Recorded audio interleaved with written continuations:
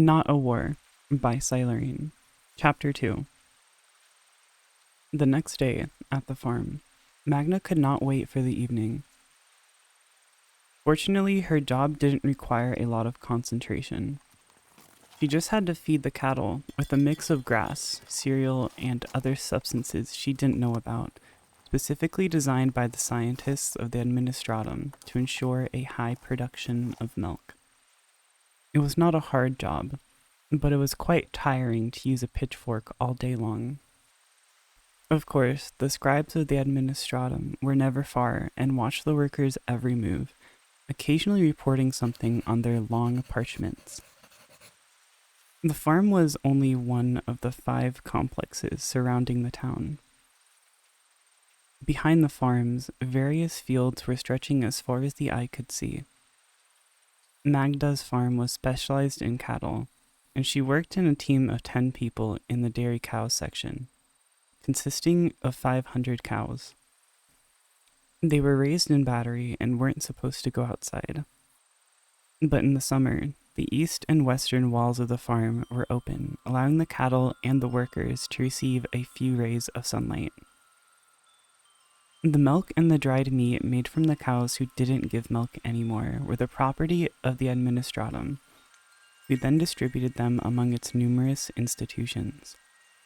Everything in the huge farm was branded with the aquila and the symbol of the Administratum, even the cattle. In the center of the farm, on a pulpit, a preacher was declaiming prayers to the emperor, reminding the workers how important their work was and how proud they should be to serve the Imperium. When the bell rang, Magna and the other workers formed a row, while servitors collected the tools, a scribe counting them. Theft was punishable by death. Voluntary degradation of the tools was punished by an immediate firing from the farms, which often meant a life of poverty and wandering at the edge of society. After a collective prayer, the workers were finally free to go. Magda had half an hour of free time before going to the tavern. On her way home, she walked along the immense fields where the workers were still working. In the distance, the military camp was visible, spreading a thick white smoke in the summer sky. She thought about the young soldier. Would he come tonight? She realized she didn't even know his name.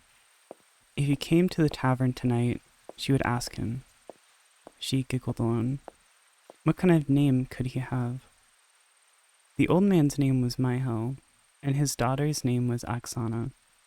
She had never heard of such names before. Their world must be very far. She was particularly excited when she got home. She just had enough time for a quick shower before dressing for the tavern. The water was tepid. Warm water was a luxury that her family couldn't often afford.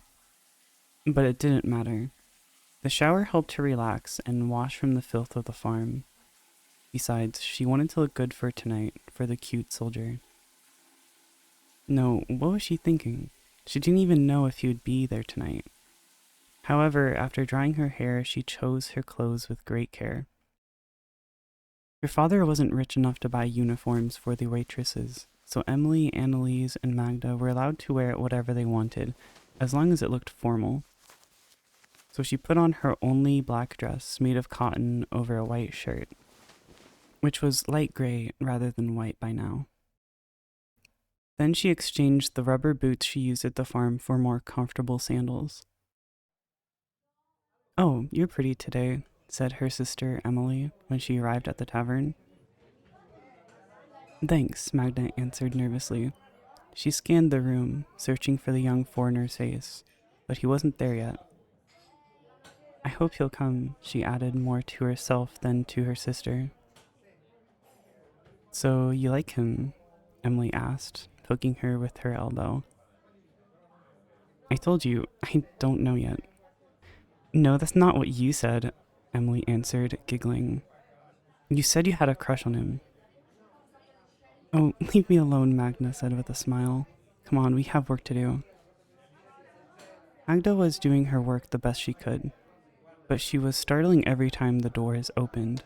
turning her head toward the newcomers with hope. But as the hours passed and as the young foreigner did not appear, Magda began to lose hope. But that was logical. He was a soldier of the Imperial Guard. How can a silly native girl like her make any impression on him? He was only playing with her yesterday, obviously, showing off. Don't worry, he'll come tomorrow, Emily said, trying to comfort her. He can't spend money every evening at the tavern. I don't think soldiers earn that much. I don't want to be pessimistic, Annalise said, but maybe he doesn't have any interest in you. Why do you say that? Emily was shocked. Hey, I'm just saying he's a soldier. He goes from planet to planet. He's probably met a lot of girls. Yeah, you're probably right, Magda sighed, sitting at a table. I'm stupid. Most likely, if he comes back to see you, he'll just use you to have sex, Annalise added. What? Emily shouted while Magda opened her mouth in stupor. No way, my sister's still a little baby girl. I'd never allow that. I'm going to their base right now to kick his sorry ass. No, don't go, Magda cried, grabbing Emily's arm.